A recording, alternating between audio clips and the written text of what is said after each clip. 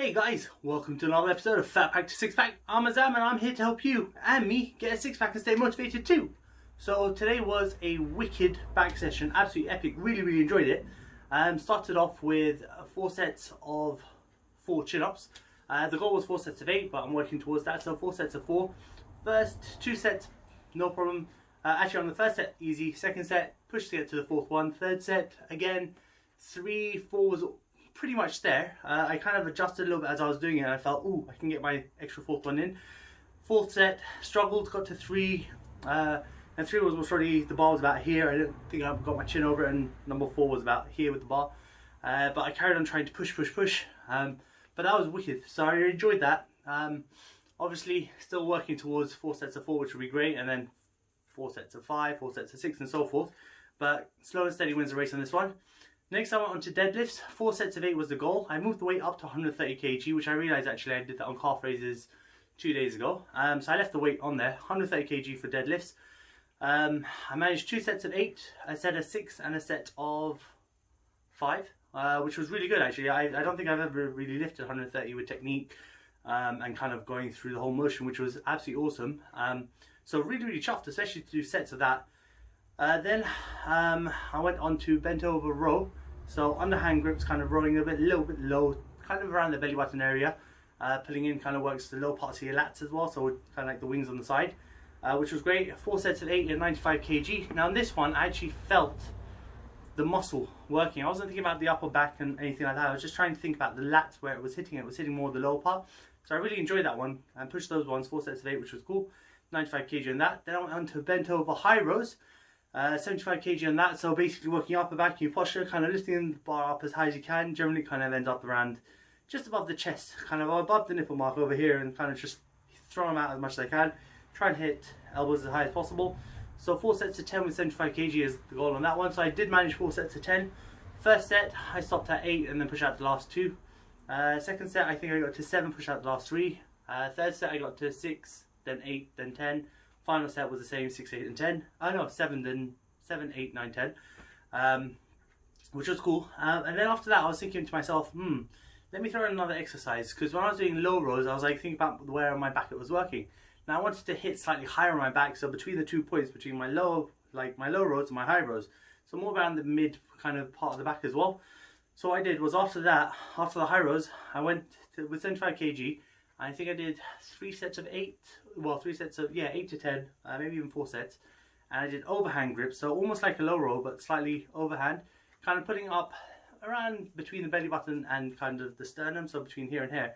Just trying to pull it up to there and just kind of feel more on the upper back. Again, I hit my lats a bit more than kind of like the upper back, but I'm feeling the lats because obviously they're a bit more fatigued, a bit more tired. So it's kind of like one of those exercises where I know what I'm trying to do, I know where I want to work it, but I need to strengthen up the lats before I kind of work on the main part of the back, which is kind of what I'm working towards. After that I went on to 1 arm rows, so 4 sets of 12 is the goal with 36 kg. I managed a set of 12 and then 3 sets of 10 with 36 kg, so it's a little bit more than last week. Last week I was on 34s, which was really good. Adjusted the bench a little bit as well to kind of try different angles. Really good, thoroughly enjoyed that one as well. Really psyched up about this one. On this one though, I didn't kind of go with the extra rotation and pull back. I just kind of kept myself there, putting him back. So it may have been slightly easier on that versus the rotation where you work a bit more, a few more muscles. But I kind of just want to see if I can get into the rhythm of things and see how that goes. But yeah, 4 sets of 12 is the goal, 36 kg. I did a set of 12 and then 3 sets of 10. Then I went to the parallel bars with a close grip row. So just kind of like really bring it back and forward and squeeze. 4 sets of 12 is on that one, which is what I finally managed to do. Normally I do 3 sets of 12 and stuff. This time I did 4 sets of 12, which was awesome. Just kind of like squeezing. Again, I didn't stretch out and then pull back. I just kind of kept myself there and just squeezing back. And then final thing was chin-ups, assisted chin-ups. I put my feet on the floor, just kind of doing chin-ups. So 4 sets of 8 is what I did with that one. Pushed those ones out. Pretty chuffed about that. Kind of managed them all as well. So yeah, I'm feeling great. Forearms are really solid, and if I flex my biceps as well, they feel very tight. So I'm just like, oh, this is great. I really enjoyed this. Obviously my back, I'm not sure how it's going to feel tomorrow, but it should be exciting. Because obviously at the moment, I'm watching my nutrition. So today I'd want a protein shake after my workout, because obviously the best time to eat after a workout is kind of either straight after, within about half an hour, 45 minutes, where you burn the most amount of calories. But because I've hit my calorie count for the day, plus a little, I'm thinking to myself, do you know what? As much as I want the protein shake, it's better to be on a calorie deficit than it is to have too much.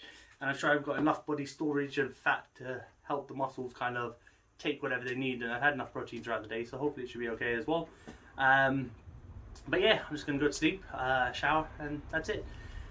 But yeah, overall, fantastic session. Feeling great, feeling motivated as well. I did come home slightly early. I did want to train straight away, but I had dinner and stuff. So tomorrow I've already planned my food out as well.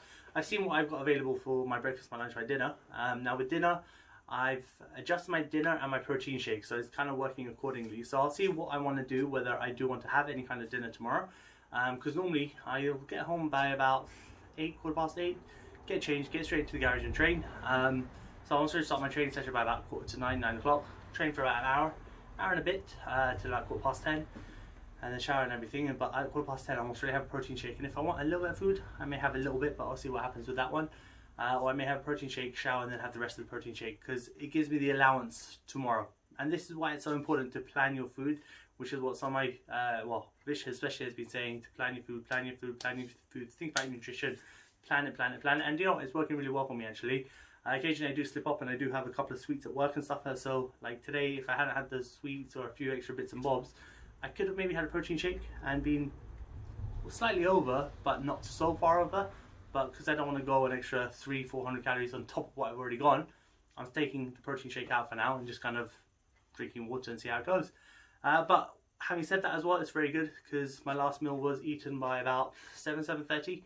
So it's 3 hours before I'm going to go to sleep, which is even better for me. So I kind of really enjoyed that. But I know tomorrow morning I'm going to wake up hungry. But it means that when I'm at work and I have a protein pot, I can have a bit of carbs with that as well, like a bit of something sweet that I really want to try out and stuff as well. So yeah, it kind of all works in roundabouts and works out really well. But it's been great, really fun session. Feeling excited, feeling motivated. Again, thinking about my motivational factors as well, because this is something I listened to a talk about with one of my colleagues earlier on. And he makes these videos as well with his personal training thing, which is absolutely fantastic. But it's about talking about motivation and the reasons why.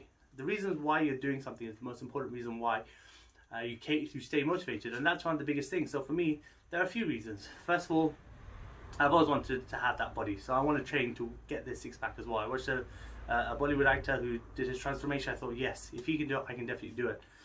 So I've always wanted that body. Secondly, if I go back to personal training, obviously I need to look the part. Before it was easy, I can get my clients to look the part, great, no problem. But for me now, it's me, I need to look the part.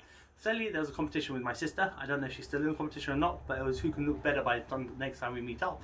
And that started off with a sister who's a year older than me, but now my older sister's kind of joining in with things and stuff as well. We're both training, getting in shape. Another guy called Vish, his change, his transformation was also inspiring to me to say, wow, if he's done it, can I do it? I can really do it as long as I stay dedicated. And I thought about it as well. One of the other major reasons why I'm also doing this journey as well, it is for myself, 100%. And my accountability is with you guys making these videos and stuff. But also my brother. That's the other main reason why I'm doing this as well. Because my brother, I always said to him, look, let me train you, let me train you, let me train you. He's like, you don't look like the way I want to look. Which is cool. It's a fair point. You know, if I don't look the part, how can I give someone else the advice? Obviously, I've got the knowledge, I've got the experience in terms of helping other clients do it. And they've got their results. They're happy with their results. But he's true. It's true. It's a true fact. The best advert for me is going to be myself. When I can take off my top and show you pecs and six-pack and be like, yes, I finally achieved it, maybe people will start believing me a little bit more about the knowledge I have or how I do things and stuff. I don't mean to sound arrogant if I said that in that kind of way, but it's true. Like, people always have knowledge, people always have advice to give, but you know, prove it, because words are easy. Everyone can say something and do something. Actually, proving is the hardest part. So for me, once I get in shape, I want to stay in shape, but I still want to keep enjoying my foods. I still want to show you that anything is possible as long as you have a balance in life. You don't have to go to any kind of extreme fad, any kind of extreme diet. You don't need to do these things. What you need to do is, like everyone says, a calorie deficit. So for me, to get rid of all this extra fat and stuff, I'm in a calorie deficit. Once I achieve my goals and my results, I can be a bit more lenient, but I don't want to go back to being obese or fat or this, that, the other. I want to keep that kind of shape, the chisel shape. I want my pecs, I want my abs, I want my shoulders, my arms, I want all of this stuff. But I want to maintain that throughout the year. And how am I going to do that? It's going to fluctuate with my food. Some days I'll have more, some days I'll have less, but once I've got rid of all the fat, it's easier to maintain it than it is to get there. So with everyone who's struggling with motivation at the moment, whoever's struggling with trying to achieve their goals, the hardest part is to get there. Once you get there, the maintenance is so much easier. As they say in any kind of industry, preventative is easier than corrective. Right now I'm in the corrective stage where I have to correct everything about me in terms of how I'm looking, how I'm feeling and stuff. And once I'm there and I'm in that shape that I want to be, preventing yourself from going to the next stage is a lot easier than having to correct yourself every single time. So yeah, that's what it is. That's where my motivation lies as well. So hopefully you guys will feel inspired by these things as well, and remember the goals. That's the biggest part about this as well. Remember your goals. Take all the advice that you're getting, seek it, get some help, get some advice, whatever you can do, get it. If you want me to help you out as well, 100%, I'm here for you guys as well. If you want videos, you want advice, by all means, message me. I will give you whatever I can give you. Obviously, it's a journey for me. I am on my journey to the six-pack. Most importantly is to stay consistent and trust the process, you know? And those are the biggest things. But I appreciate everything you guys have done to help me get to this stage. It's a massive deal for me to be able to get here, and I really honestly, hand on heart, appreciate all the support you guys have given me. Thank you very, very much. Again, feel free to share, subscribe, Fat Pack to Six Pack on Instagram, Facebook and YouTube. You guys are amazing. Tomorrow is going to be a great chest session. I can already feel it. Well, I can't feel my chest, but I know it's going to be a great session. Thank you again for everything, and I'll see you all tomorrow. Take care now. Bye.